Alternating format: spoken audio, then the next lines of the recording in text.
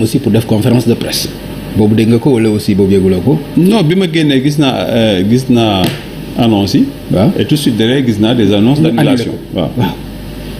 lan moo war a indi par exemple lu mel noonu pour yow annoncer conférence de presse quelques heures après nga génnaat ci. non xam nga nous sommes dans loolu nag moo tax ñuy wax arène. ñu dans l'arène politique. il faut ngeen nangul ñu ko yéen itam de temps en temps. D'accord, ok. ngeen xaw a nekk dans une posture vraiment d'observateur. D'accord. Dans l'arène comme au niveau. Voilà il y a des gens yoo xam ne dañu ne woon qu'il pleuve ou qu'il neige dañuy marcher. ñu tere ko ñu autoriser ko dañ koy def. waaw ba pare am ay organisations yoo xam ne ça fait 24 heures. ñu koy gis di ko partager au niveau vidéo audio et cetera. voilà dem leen song bërëb sangam jaar leen bërëb sangam dajal leen bërëb sangam defe leen ko nii. lu dëgg kon loolu bu amee ñun organisation politique lañ dafa am taxawaay bi ñu am aussi. face à loolu c'est-à-dire loolu lu mënti xew dafa ñu am obligation ñun ñu am suñu taxawaay politique là c'est la sphère politique. waaw maanaam ñun ñi bokk ñoom langue bi nekk ci arène bi. kooku aussi da ngeen koy d'accord loolu moo taxoon ngeen annoncé point de presse. je veux dire loolu moo koy mën a justifier. d'accord après ngeen génnaat ci.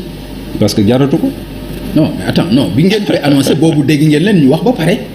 ah non je ne sais pas je veux dire xam nga ñu 9h ñu ngi kii du ñu am téléphone du ñu am dara ba keroog ba waxtu bi ñuy génn.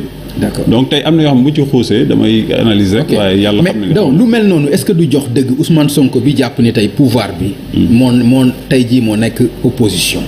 parce que acte yi nga xam ni moom lay teg mooy acte yi nga xam ni moom lañ doon xaar ci opposant conférence de presse Yewwi def nañ ko ñoom itam ñu def ko toujours ay suivistes la ñu nekk maanaam dañuy topp rek ñoom du ñu yéen Benno Bokk Yaakaar amul dara loo xam ni da ngeen koy sumb la da ngeen di xaar Yewwi def dara ngeen tegu ci. c'est-à-dire que bu ñu suivre ci li ñuy def aussi ñun on est dans l'activité de façon permanente nous sommes au service des Sénégalais ñun dañuy yeewu le matin ba heure bi ñuy rek ñu ngi au service des Sénégalais def suñuy activité normale bu ñu ko bëggee maintenant nu mu tuddee caricaturer indi ko juste ci ay points de presse wala là c'est prendre benn pàcc ci lépp li ñuy def. lu dëgg ñun bu ñu naan ñooy opposition actuellement ñooy diriger réew mi li ci baax ci wàllu direction wàllu gestion ñun la lu ci desati itam ñun la. lu dëgg kon ñun ci loolu la ñu ne. boo toogee nag yow di def say conférence de presse wala say gént naan yaa yor réew mi ñeneen ñooy opposant bàyyi naa la ko mais gëm naa ni loolu boo ko waxee sa kër nga ñibbi jiitewoo dara benn pàcc fii ci Sénégal.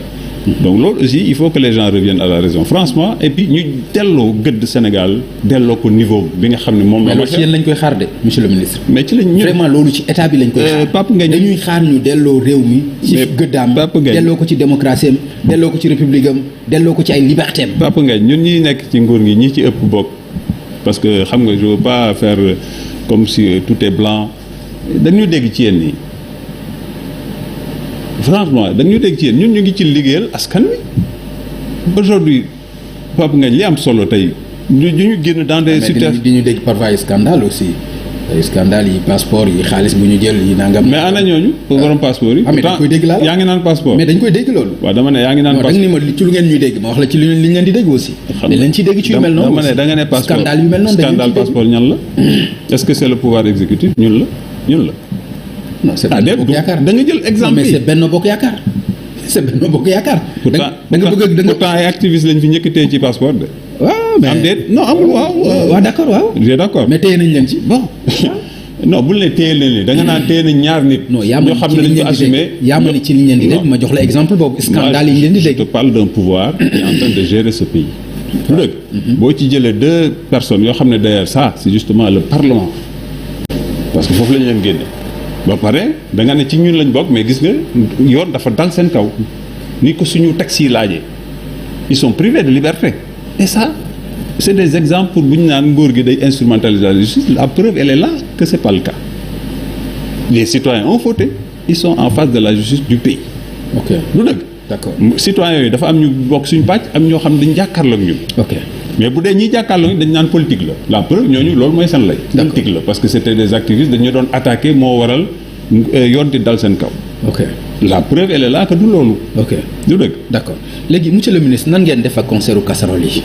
naka ngeen concert bi nga xam ni mën nañu wax am na ñu ne sax c'est pas la première fois mais vraiment génération yu bari ñu ngi koy doog a gis wax dëgg yàlla mu nekk loo xam ni lu réussir la sur le plan national international ñëpp jàpp ni ci opposition bi def nañu loo xam ni war na mën a tax pouvoir bi nekk tey sur place dégg leen xam li ñu bëgg nan nga gisee loolu concert boobu. mais Pape Ngagne xam nga élection moo indi lii de sànq dégg naa ci benn extrait seen point de presse dañ ne dañuy dem élection. waaw dañ ñëwoon duñ dem élection dans ces conditions. loolu la ñu wax duñ dem élection du fi am. c'est républicain xanaa loolu moom c'est lu ñuy apprécier c'est républicain. dafal ndànk lu ñu mën a apprécier la. non dama ne apprécier c'est-à-dire foofu la ñu waroon tàmbali parce que quand même y a eu des morts c'est-à-dire chaque fois dañuy toj dëkk bi yàqal ay citoyens rey ay doomu jàmbur après ñu ñëw dellu fa ñu waroon ne ñu tàccu non y a un problème. rey doomu jàmbur yi. mais oui parce que kan lañ koy jiiñ. ah mais monsieur le ministre. mais gisoo leen nag fital gisoo leen nag paaka gisoo leen nag jaasi. non dama ne. ñi marche ñëpp gisoo li kenn ku ci yor arme. y a une notion ah bon. mais da nga ko gis yow. oui.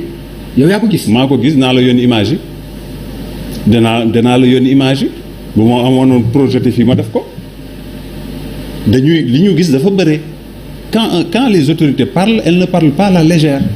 waaw mais te doo xaar justice atte ko tranché ko ni lii moo xew ñii ñoo ko def. non dama ne. yaa xalaatuloo ni loolu moo gën a logique aussi. man danaa la wax fi ma ko teg. présomption au moins. non defal naa ma wax la fu ma ko teg. xam nga newuma ma dem ba. waaw bien que mën naa koo xam nga lu tax dama tàmbali sax ne la yow boo wootee marche nga dem signer.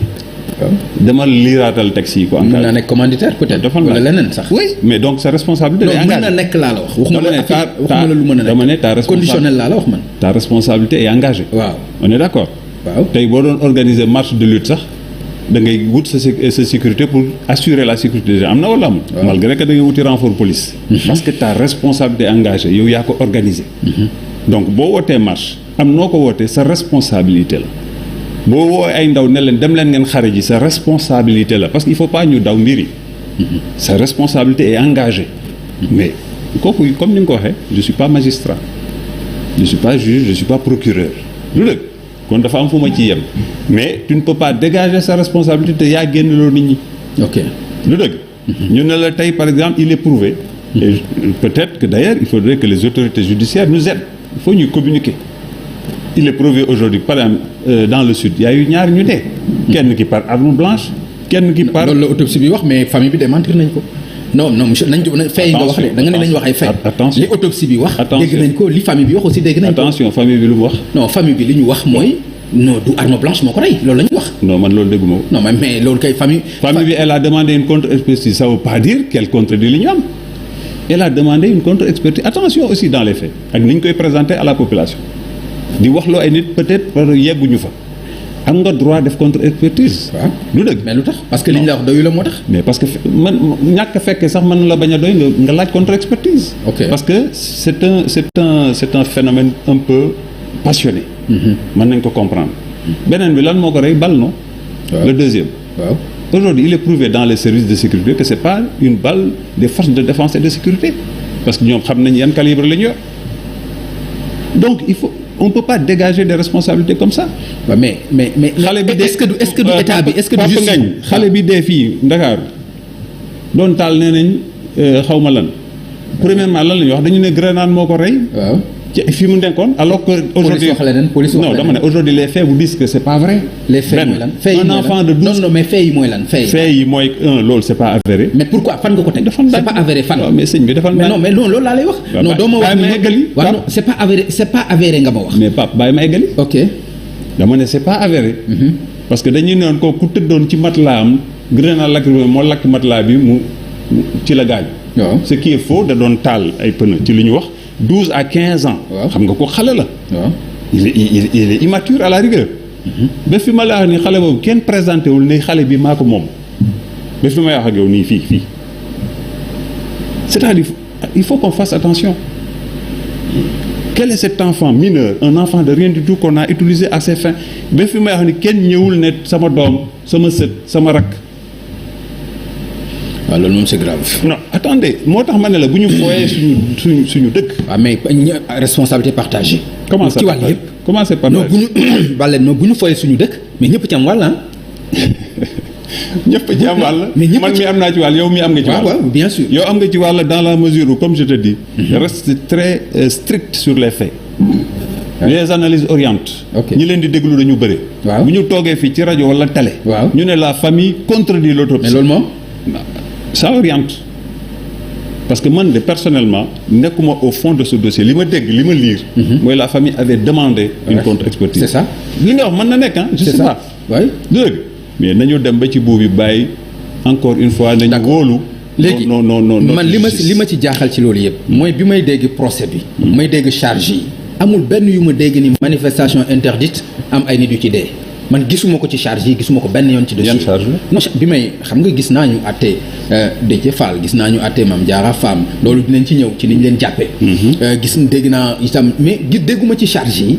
ñu abordé. maanaam nit ñàkk na bakkanam ci manifestation. mais accusé wuñu leen loolu. non ci ma jàpp boo ko déggul ci charge yi ça veut dire qu'on les accuse pas de ça.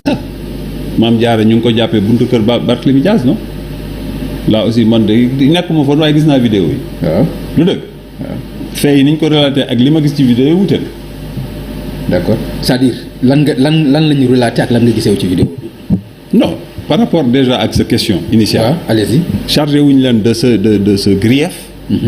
moi je peux pas savoir pourquoi. d'accord je suis d'accord. par mandute sax du ma ci sori. d'accord naa ci loolu. du dëgg. waaw bon léegi lan nga wax ci Mame Diarra. non dama ne Mame Diarra. ci li ma xam. li ma jàpp ni mënuñu ko peut-être wax yi ay mort d'homme. ah non loolu c'est bon. parce que dañu gis vidéo bi. gis nañ ko fi mu taxawoon ak bi ñu koy jàpp. d'accord alors monsieur le ministre ci jàpp yooyu la ñuy wax.